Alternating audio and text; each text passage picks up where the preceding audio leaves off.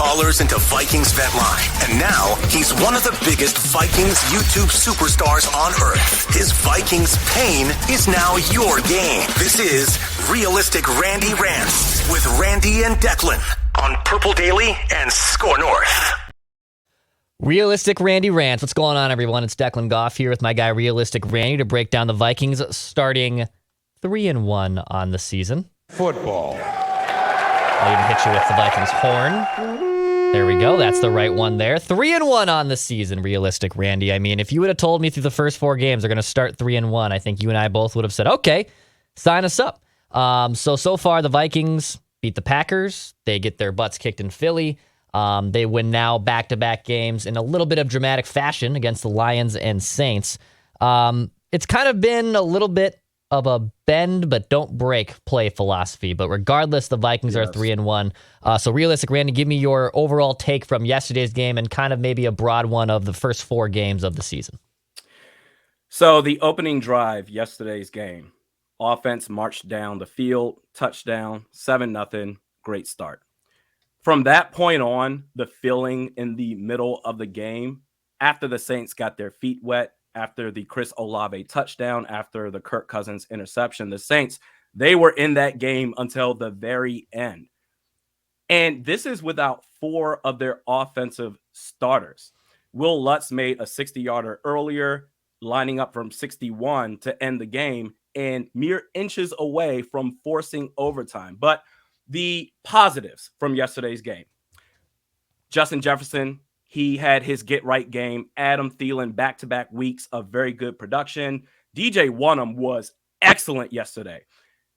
The knock on him was his inability to set the edges, and he sure as hell did it against New Orleans.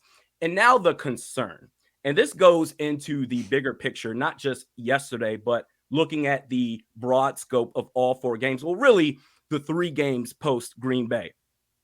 And in the Vikings defense, the league as a whole, outside of Philadelphia, Buffalo, Kansas City, they're a hot-ass mess, the rest of the league. Everybody's trying to figure out how to overcome their growing pains right now. But as it pertains to the Vikings, defensively, I don't know if this is sustainable.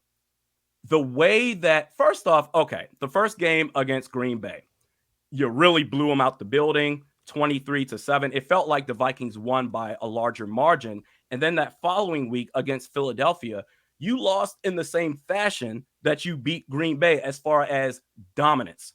You beat the Detroit Lions. Okay, fine. They're 1-3. And then yesterday against the Saints, we're talking about almost half of their offense consisted of walk-on players from UTEP. And they took it to the end of the game. Right now, the Vikings defense, we're going to talk about Ed Donatel and much more. The defense is allowing 400 yards per game. That whether it's starters or in the case of the Saints, even bench players, I have no doubt from what I've seen so far that any offense in the league can absolutely take it to this Vikings defense. So in the sense of, is this sustainable looking through the rest of the season? Can they still win games at this rate? 3-1 right now, that'd be great. I think they can do it only if the defense improves just a little bit. This is a major problem right now. So I guess with the defense, they can't allow 400-plus yards per game. They're just not going to be a stout shutdown unit. But there's probably room to grow probably on the defensive line still, right? Like Danielle Hunter still kind of really is scratching the surface. He's been graded as a solid player, but isn't getting the pressures and the sacks that even Zadarius Smith, who had another great game in limited snaps yesterday, that's kind of the ceiling of this defense. Like, I don't think you can just like flip a switch and make your cornerbacks better than who they are. Like maybe Cam Dantzler takes a step up, but like as a group, you know, Patrick Peterson and Chandon Sullivan, et cetera, aren't just going to all of a sudden be shut down quarterbacks. So where is the room to grow on the defensive side of the ball? And I guess for me, it's 2 areas. Number 1 would be the defensive line. Can Danielle Hunter start, getting after it a little bit? Can they also then plug up some run defense, which has been a big Achilles heel for them for basically the last 2.5 years? So can that unit itself just be better. Because then if that unit's better, it does just make the defense better. If you're pressuring the quarterback consistently, you're stuffing the run, you're forcing them to pass in long situations. Just, it doesn't take a football savant to realize, hey, that's probably going to be a good recipe for success.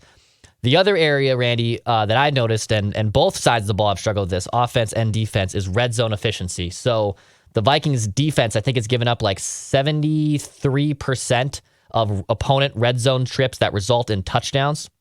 So anytime the opponent gets in the red zone, they're getting touchdowns. Can you be better in that selective area? Because like I said, you can't just make this defense go from, 20th in points or 20th in yards all the way up to top 10 overnight. Now, I think the offense has significant room to grow, and that's a different vein, right? That's a completely different bin that we can get into. But defensively, I think that's where the bend don't break philosophy can still work. Like, you can get gashed, you can give up 375 yards, but can you hold them to field goals more? And can Danielle Hunter start getting after the quarterback a little bit more? Those are the areas in the defense that if they start to clean up and start to kind of gel a little bit more, I think you'll see and even things out where you're not completely nervous every time the Vikings are on defense. So I'm going to talk about Danielle Hunter in just a second, but Ed Donatel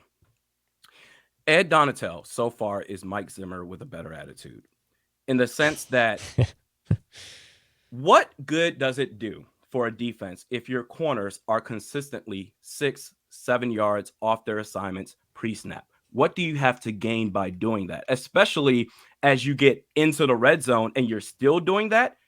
And then you have no right to raise all holy hell after you give up a score. What is the purpose in doing that? And I guess what's really frustrating is whatever the shell defense, whatever this crap is about, needs to stop.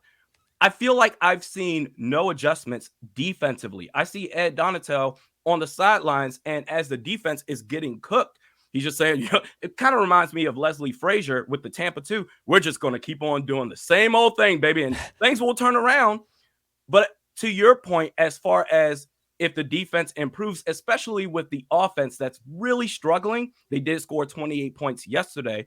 But if the offense is going to be this up and down type of side of the ball, then if the defense improves, that makes it much better probability that the Vikings have of winning games. You need to adjust. As it pertains to the defensive line, you mentioned Danielle Hunter. As a 3-4 outside linebacker, I just feel like he is out of his element. He's playing too far wide, which I thought it would work out great, but it's just not working out so far. Danielle Hunter, mind you, when he's healthy, he basically accounts for a sack a game. So far, Danielle Hunter, through 4 games, a quarter of the way through the season, he is on pace for 4 sacks. Yesterday, he had 3 tackles. He has been reduced to just a guy.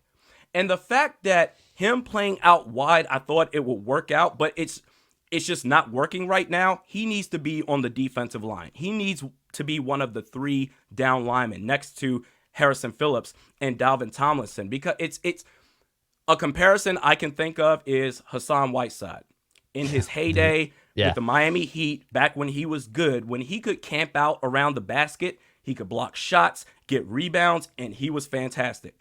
But then after a while, as big men got better, they could handle the ball more, they could be a perimeter threat.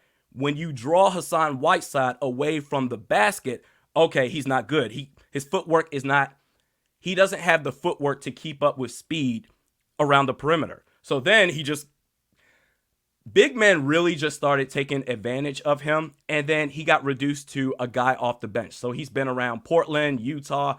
I don't know where he is right now, but he went from, wow, he's really good. It's kind of the same thing. Now, the opposite as far as basketball and football, you can't take a left tackle and say, all right, we're going to have him line up as a wide receiver, Danielle Hunter. You cover him out wide. It's not going to happen.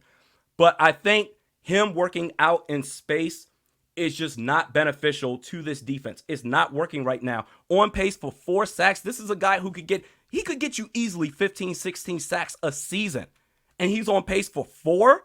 He needs to be a down lineman. And I don't think that you should rush to be a 4-3 defense again, because that takes Zadarius Smith out of his element. Because I don't want him to be a 4-3 outside linebacker where, okay, maybe you'll rush the passer at times, but then we're going to have you drop back in zone and cover. And I don't want him doing that. He's best when he's rushing the passer. But as a 4-3 defensive end, I don't think he has the size or the strength to take on right tackles or left tackles. I don't think that's in his game. So 3-4 works best for him.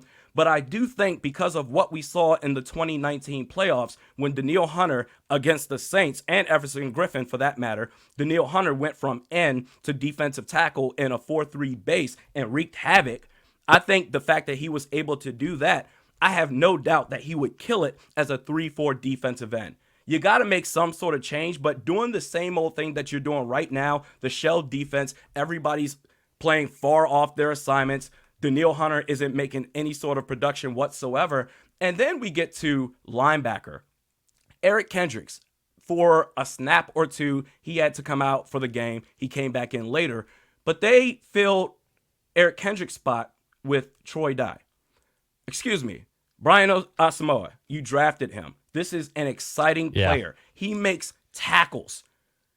He makes tackles exciting. And the fact that he still has 0 defensive snaps, all of his snaps so far has been on special teams, that's ridiculous.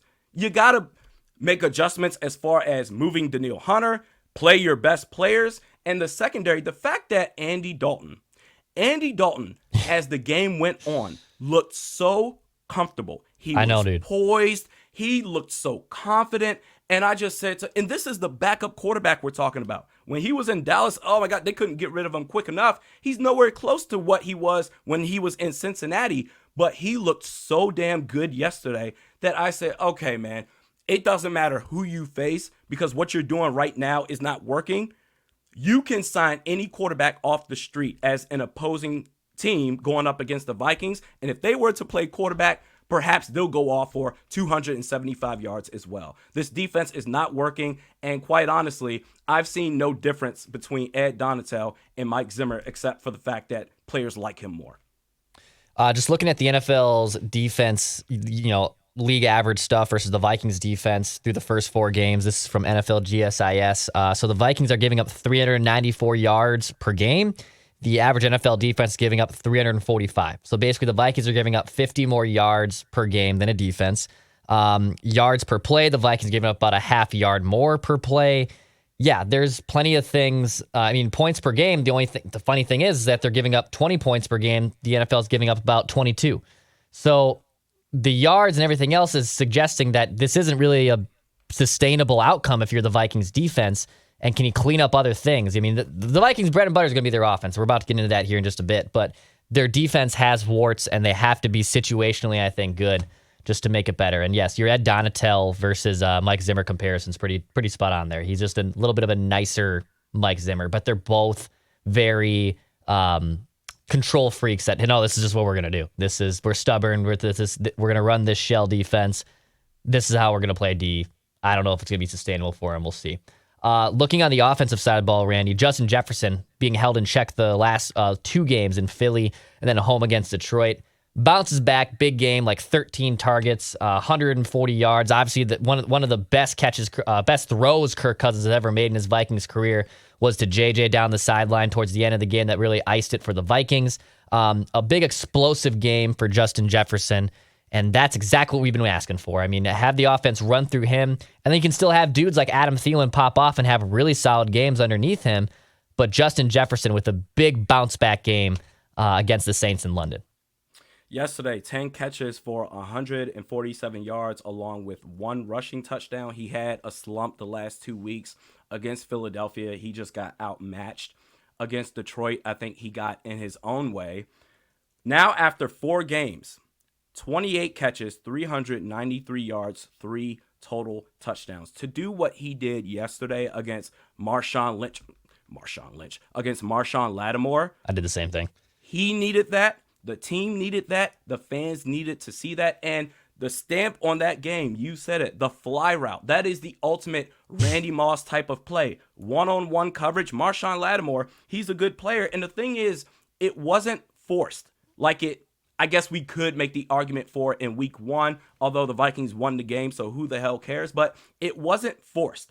Jefferson, he went off, but Adam Thielen complemented that as well. Whereas last week, I think this was the game that we needed to see collectively from the receivers, because last week Kirk Cousins reminded himself, okay, wow, KJ Osborne and Adam Thielen, they're still good, but Jefferson was struggling. But this was the game where Jefferson was more than just a highlight reel.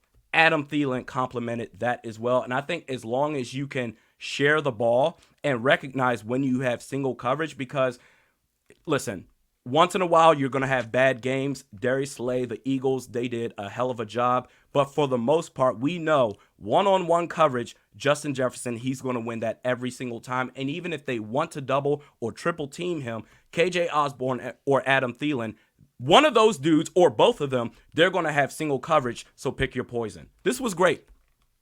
Yeah, Justin Jefferson, Adam Thielen combined for like over 220 yards. Kirk Cousins targeted them 22 times in the win.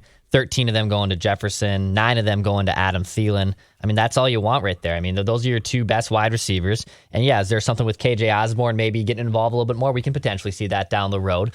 But he would have had that touchdown, but then it got called back off of the the offensive pass interference, but whatever.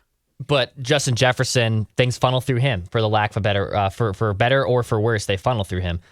Curious your thoughts too, Randy, on Dalvin Cook. So Dalvin, again, like a solid game, 20 yards, 20 attempts, 76 yards. So far this season, Dalvin Cook, I looked this up after the 4 games, 72 touches this season so far. So through 4 games, 72 touches between rushing attempts and receiving catches. His longest play this season is for 16 yards. That's it. So 72 touches.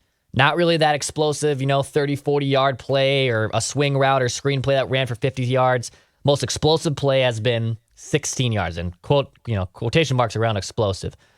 Do you feel that Dalvin Cook is losing a step? I mean, in general, he's been having a solid season. He's averaging 4.5 yards per carry. He's getting the ball a good amount, but we've yet to see him kind of have a big explosive game. I guess your level of, not concern, but your just 30,000-foot view of Dalvin Cook through the first 4 games. Well, because of the position that he plays, you have to be aware that at some point the cliff is coming, even when you least expect it. I honestly believe that, listen, every team, they have 2 post-June 1st designations that if they want to exercise it, they can. The Vikings, they have an out after this season. If they were to go ahead and do a post-June 1st, let's say trade, if they were to go ahead and do that, they'd save almost $8 million in cap, or no, that's pre-June 1st, excuse me. But as far as post-June 1st, you'd save $11 million in cap. If they were to release him, it'd be the same. Perhaps a team would be interested, but because of the cap hit that he would bring over, I don't know. You may have no choice but to release him, but I think he's losing a step. And I think because of what you're seeing right now, there's no reason to believe that with his durability issues, and not only that, but the position that he plays, very rarely do running backs all of a sudden, I figured it out. I got my second win for the rest of my career. I'm going to average close to 5 yards a carry now. I think it's over with. And I think with the fact that Jefferson, he's going to get a big contract, presumably next year. Kirk Cousins, his cap hit, money's going to be tight. You're going to have to make some tough decisions on this roster. And I think Dalvin Cook is going to be one of those players, along with Adam Thielen, even though we disagree on that. But I think what we're seeing right now, he doesn't have the same explosiveness. When he lined up wide yesterday on that crossing route, he looked great. So in the passing game, he has some value still. But as far as a running back, he doesn't have that juice. Because him, when he's at his best, Dalvin Cook, along with Kyler Murray, have some of the best footwork in the game, whereas they can shift direction without losing a step at all. And because he lost that step, that magic is gone. I think he's gone after this year. Think this is the last year of Dalvin Cook? Because Judd's been kind of been saying the same thing. They have the out after this season. Kwesi Adofo-Mensah, analytics, your a numbers guy. It makes no sense to keep him next year for what would be a $14.1 million cap hit. In 2024, it will be 15.6. 2025, 13.5. He's not going to be worth that after this year. Yeah, I mean, this is where paying running backs just gets really dangerous. Like even with the Packers, Aaron Jones has been fine, and now he's being utilized a little bit more. But this is the danger of paying them. They're disposable. They're use them for your rookie contract, draft another after 4 years. Like you may as well. And I don't know if they can figure out ways to get Kene Nwangwu involved more because he's basically been on kick returns. He's been great on kick returns. He's doing a really good job. Can you get him and Alexander Madison involved in the passing game more, in the screen game more, draw plays, just figuring out a lot of different ways that they can figure out to get their most out of their running backs possible. That'd be the most ideal situation. In the bullpen, you've got Kene Nwangwu and Ty Chandler. So I think they're set up for 2023 without both Dalvin Cook and Alexander Madison. But in next year's draft, you're probably going to have to draft another running back. But this is just what the league has become, unfortunately. And you know what? I'm a father. I've got 2 kids. I've got a son. And I will selfishly, as much as I can, say, hey, don't play football. If you're going to play any sport, if you have a chance at making it into the pros, play baseball or basketball, where the money is basically guaranteed all the way. Whereas football, if you want to play football, okay, fine. But if you're going to play any position, do any position other than running back. Because when it's time for you to continue your career, my goodness, if you can even get a lucrative second contract, but even beyond that, if you want to get more money at that point, you're going to take so many hits, it's not going to be worth it. That's unfortunately the situation that Dalvin Cook is in right now. All right, Randy, let's go to the quarterback here. You and I were talking about this over text messages. I was talking to Judd about this too on Purple Daily and Mackey and Judd today. So Kirk Cousins through the first 4 games off to statistically one of his worst starts of his career so far. Now he's been historically always been a bit of a slow starter, so it's not a surprise to see him be off to a little bit of a slow start here. But regardless, just lackluster numbers, not really a big individual stat line guy so far. But so far, in those 4 games too, 2 fourth quarter comebacks. He's been clutch. He's been able to have a clutch gene to him. He had just 1 fourth quarter comeback in his first 2 years as a starting quarterback with the Vikings in 18 and 19. So now back-to-back games with a couple fourth quarter comebacks. I guess my big question to you, are you willing to sacrifice the Kirk Cousins numbers as a whole if it means you get a little bit more clutch version of Kirk Cousins? Where are you standing on Kirk so far through the first 4 games of the season? I'm not willing to sacrifice consistency throughout the whole game, especially if this defense is going to lay down and just let whatever the opposing offense do whatever it is that they want to do. If you're going to allow Andy Dalton and Bishop Sycamore players to come on the field and just shred you apart defensively, unless that improves, Kirk Cousins, he has to be at his best. And to your point, Kirk Cousins so far, since coming to Minnesota, is having his career worst season, 63% career worst in Minnesota. In fact, that's really going back to anything at par or below that was in 2014 with the Washington Commanders. And he didn't even start. That was when he had he only started 5 games that year.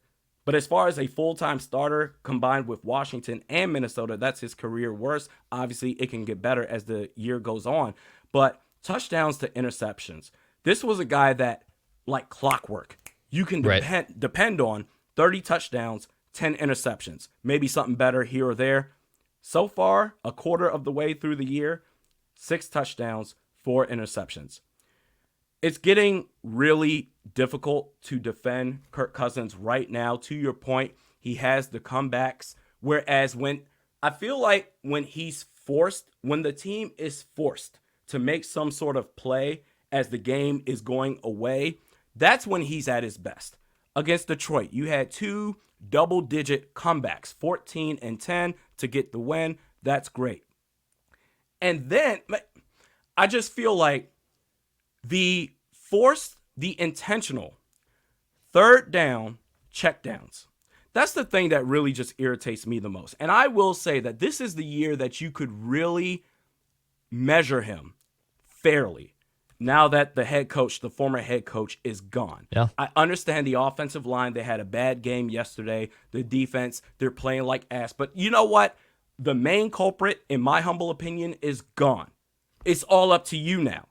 you still can control. I feel like first and second downs in the middle of the game, that's where he can say, you know what, on third downs, I'm not feeling it. Let me throw a check down to Johnny Munt, which, by the way, Johnny Munt, he had a drop yesterday. God. Now, we talked about the tight end depth, where I said, I'll put in Eric Kendricks. I'll start with Johnny Munt, Irv Smith Jr., get up out of here. At this point, who wants it this week?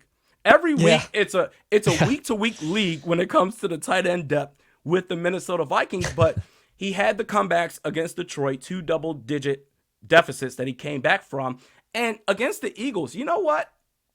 If Irv Smith Jr., talking about tight ends, if Irv Smith Jr., if he makes that catch, you go into halftime down 10 instead of 17. It's a different ball game. You have the ball to start the second half.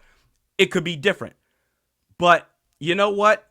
The fact that he's intentionally checking down on third down, the miscues, the bad throws, it's just a situation where and the offense is clearly different from the standpoint, if nothing else, that Kirk Cousins, it seems that he has the freedom to audible now. And I feel like that he goes into the huddle or goes to the line of scrimmage with the original play call, but he's got 2 or 3 extra plays in his bag if he needs to do it. But he needs to execute. This Kirk Cousins that we're seeing right now is the worst version that we've seen in Minnesota. What we've seen throughout the time that he's been with Mike Zimmer, the former head coach, was great, to where I said, man, you know what? If we get a new head coach that understands the offense, we'll be fine. Defensive problems and all, but he's not the same guy. This is the worst that we've ever seen him. He needs to get better, because I'll tell you what, against teams like Philadelphia, against Detroit, and against New Orleans with UTEP players off the street, whatever, the fact that they can take it to this defense, that's a problem. But against teams that have got their stuff figured out, we saw that against Philadelphia. Speed is a real problem for this defense. They're not going to let you off the hook. They're not going to allow you to hang into the game if you don't have it together. So you're going up against teams like, my goodness, bring up this Viking schedule right now. You're going up against teams like, you know what? And I will even say, Tua or no Tua, the Dolphins, they are fast. Yeah. You've got Buffalo, which I have as an automatic loss anyway. You've got, goodness, you have the Lions again. You barely beat them in that game. You've got Arizona, Kyler Murray, he's fast as hell. The teams where, in Arizona Cardinals, I don't know, I think Kyler Murray is overrated, but with this defense, they're going to allow every opportunity to keep the opposing teams in the game. So that forces guys like Kirk Cousins to be at his best. We are not seeing Kirk Cousins at his best, nowhere close. He needs to improve. The defense first, I will say, because if they can get better even just a little bit, maybe we can skirt on by even with the struggles of Kirk Cousins, as long as at the end of the game he steps up. But back to your original question, I will not sacrifice the consistency just to have that, okay, at the end of the game, he's clutch, and that's great, because if the defense doesn't allow that to happen, if they are going to allow, and listen, right, as far as points per game scoring defense, they're not too shabby. But at some point when you face the better teams, it's only going to get worse. Will Kirk Cousins even be in a position to be clutch at the end if the opposing defense, or if our defense, doesn't keep the game close in the first place? Off the top of this episode, we were talking about, is it sustainable with the defense, the bending, not breaking? There's only so much you can do there, right? There's only just so much you can improve. But with the offense, it just seems like we're still scratching the surface, right? Like they really haven't hit their zenith. Yes, they had a great first game against the Packers and JJ went off. But yesterday's still a little bit of a mixed bag. You have your quarterback still not playing up to his normal standards. There's an insane room to grow. Like, we don't know what the ceiling of this Vikings offense is. We think, and it should be hopefully a top 5, top 10 offense, but we're still kind of stumbling our way through games so far. And with Kirk Cousins off to a slow start, and a guy who is historically a slow start in his career, you'd like to think that as games prolong and as he gets more comfortable in the system, and barring no one getting injured, that he's kind of this sleeping giant that's probably going to wake up and be the Kirk Cousins that he usually is. I guess I'm willing to sacrifice more of the consistency of who Kirk is if it means you can get a clutch gene at the end. Now, the problem with that is, even I can tell you, like, you can't just predict clutch, right? Like, you can't, there is no statistic that just predicts, like, hey, you're going to be clutch in these XYZ scenarios. The only way you really get there is through a long sample size of guys who have been there, done that, Tom Brady, etc. If you have guys like Brady and Mahomes balling out, that's a different story. But can you get like an Eli Manning gear to him who can shipwreck a game, but for whatever reason, when it was January, the guy played really well. Joe Flacco, when he had his run in Baltimore, that wasn't something that was predictive. That wasn't something that you could predict that, every year we're going to get this version of Joe Flacco. We'll take the warts because we know he's clutch when it matters most. You can't really just predict those type of statistics with middle-tier quarterbacks. But in the short term, in the 2022 version of the Vikings right now, I'd like to think that I'll sacrifice some of the Kirk Cousins consistencies if it makes him, number one, uncomfortable in a good way, and it makes him be a clutch quarterback at the end.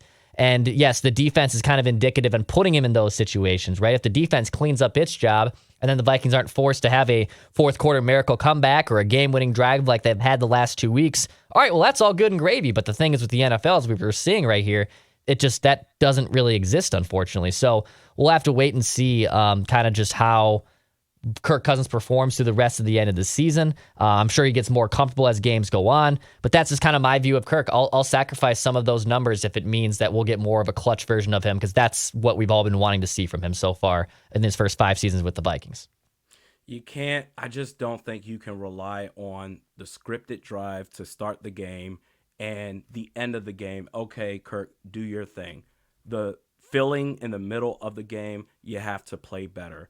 And what we've seen so far, I just don't think defensively, unless you're going to make these adjustments, which it seems like Ed Donatel just doesn't give a damn. It seems like he doesn't care to make any adjustments. It's only going to get worse when you go up against the better teams. If you can't keep the games close at all, which I don't think that's going to last throughout the rest of the season, especially when you go up against better teams. If you can't keep the games close and Kirk Cousins doesn't have an opportunity to say, okay, you know what? Well, you know what? The defense, they're finally stepping up and they're making plays and all that stuff. And Kirk Cousins, I just don't think it's sustainable to rely on only when it comes to Kirk Cousins, the scripted drive in the beginning and the miracle comeback at the end.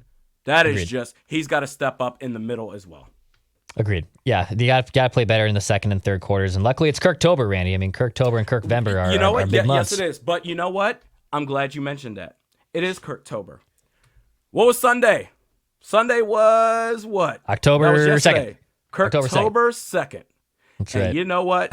They just got out off the edges of their teeth going up against Andy Dalton. My goodness. The interception, throwing it to, Honey Badger, Tyrann Mathieu, and all that fun stuff. You finally got that win. October 2nd. But you know what? They got the win. It doesn't matter. 2 more games, Randy, for the Vikings for the bye week. Of course, they come home against the Bears, and then they have to go to Miami, whether that's against Tua. I know Teddy Bridgewater, they said, will start this coming week against the Jets, so we'll see what happens with that. That's a whole other can of worms. I'm glad we're not doing Dolphins daily at this point. But regardless, 2 more games left. They're at home against the Chicago Bears. Vikings open as 7-point favorites, and even though the Bears look mostly like a mess, I have no idea how they've won two games throughout the first 4 of the season. What are your thoughts on the Vikings-Bears game? Because even though they're 7-point favorites, just the way the Vikings have been playing, I feel like it's going to end up being a lot closer than it should. Honestly, you remember when we did the record prediction for the Vikings? I've done it on my YouTube channel. We did it here, and we went down game by game. And the main thing that I looked at was the quarterbacks that we were facing.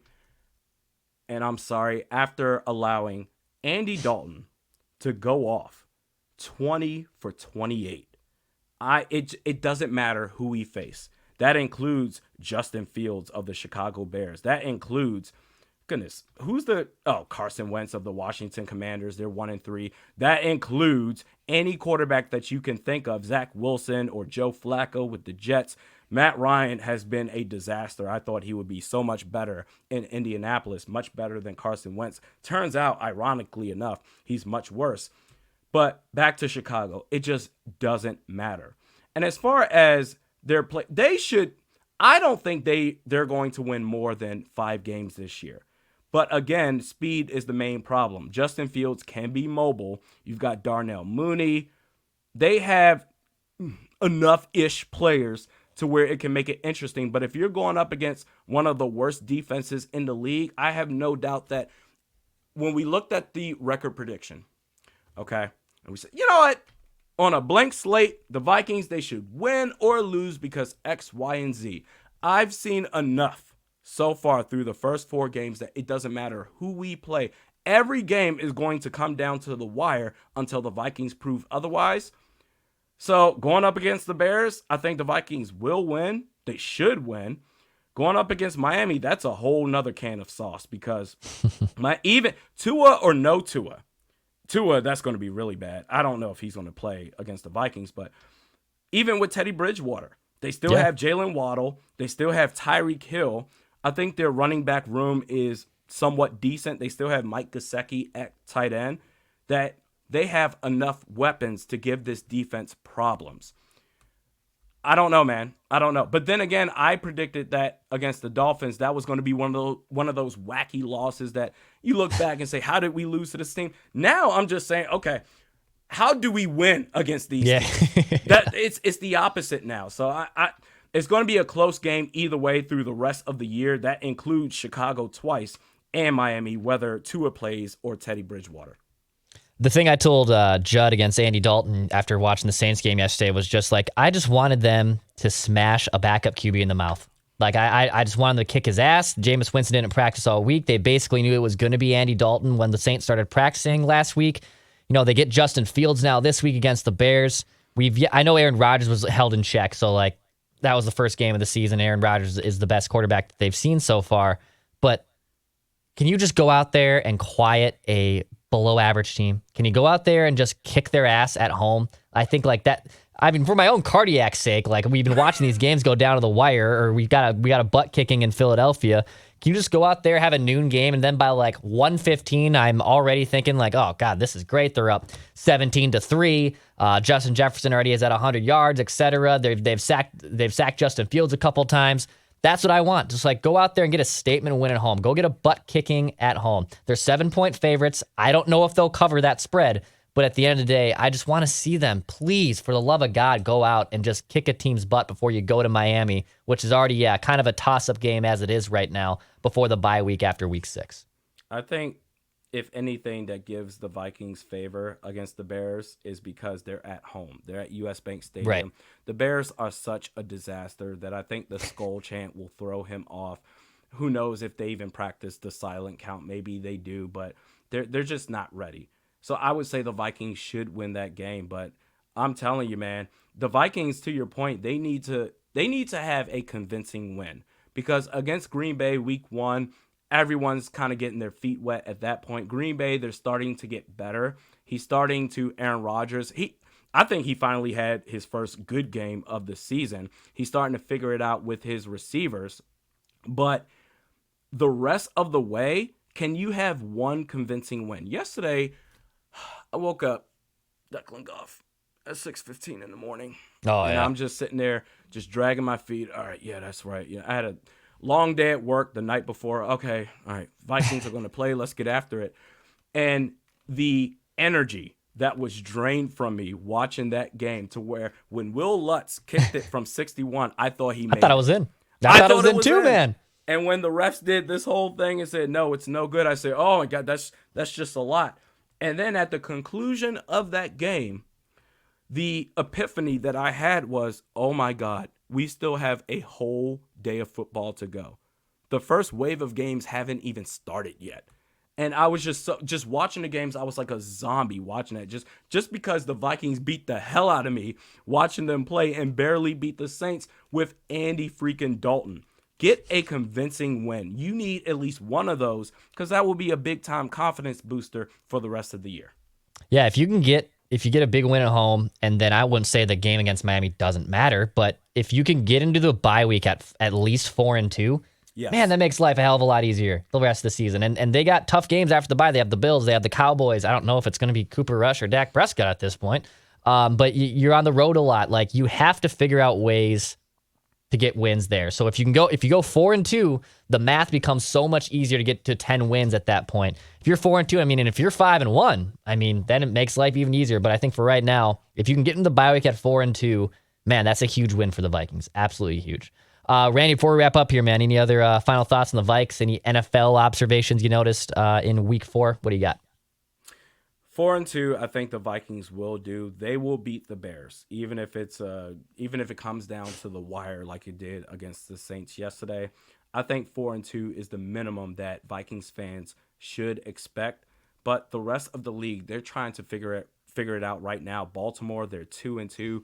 All these teams that we typically have as locks to be 3-1 or 4-0 right now. I feel like at the start of every season, every football season, we at least have 5 teams that we could say, whoa, look at these guys. And then maybe 2 of them trickle off as the season goes on. They're a bunch of frauds. And then the other 3, oh, they're for real.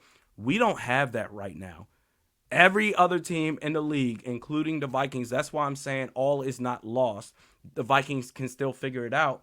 But if it goes the way that it's been going, in the sense that Ed Donatel, he's going to watch the house burn down and not call the ambulance or the firefighters to do anything about it and say, we're just going to do the shell defense. At some point, it's going to come around, baby. But not realizing that as every game that you play, the worse that your defense looks, the opposing team that you're about to face, they see film, not just through the first couple of games that you played before the last game, but including the last game. They are going to say, we now have, for the Bears, as crazy as this sounds, we now have a 4-game sample size on the Vikings defense. I'll say 3-game sample size because against the Packers, it was whatever. But the last 3 games, the Vikings have been doing the same stuff. Here's where opposing teams has had success. Let's replicate that. Get it together. Make adjustments. It's fine. I love it. I love it. Yeah, get in there, go against Chicago and just kick Justin Fields' butt. The Bears are trying to lose. The fact that they even won 2 games is basically a miracle for them. So go in there, kick their butt at US Bank Stadium, skull chant it up, let it be raucous, let it be loud, and just take care of business against the Bears. Please, no cardiac, no fourth quarter comeback, no, none of that. As much as I love that there's a new clutch Kirk Cousins here, just go out and get a big convincing win. That's all I'll ask for. Realistic Randy, hit the subscribe button on his YouTube channel as well. You can hit the subscribe button, of course, right here on Purple Daily for daily Minnesota Vikings entertainment, where we just want to see the Vikings win a Super Bowl before we die. We are here every Monday to break down things after the Vikings games. And also, Randy, I think I saw a stat. The next 5 games are noon games for the Vikings. So no more 8:30, no more Monday night, no more 3:30, just traditional noon kickoff Sunday, baby. You can sleep in. You can wake up. Don't got to wake up at the ass crack of dawn anymore. We can just watch football at its allotted time where it should be. 10 a.m. for you, but noon for me here in Central Time. I love it. 5 straight games. Yes, I think it's time. The late games and then waking up at 6:30 in the morning for me was just brutal. But no, I love this team. I watch them whenever time they play. But we need just a slew of games where we can have a routine as Vikings fans to say, okay, this is what's happening. We can plan ahead. We'll be fine. Then you've got Dallas on November 20th, 1:25, and then the Thanksgiving game. And then after that, pretty much for the rest of the year, 10 a.m. games or noon games for you guys before the Green Bay game, 1:25, the Colts game, Bears game, TBD. But we need this right now. It's been too much. Consistency, noon games, and an ass kicking against the Bears. That's all we want here for the Minnesota Vikings. Hit the subscribe button for daily Minnesota Vikings entertainment. Before we die, also on this YouTube channel, check that out. We will be back tomorrow.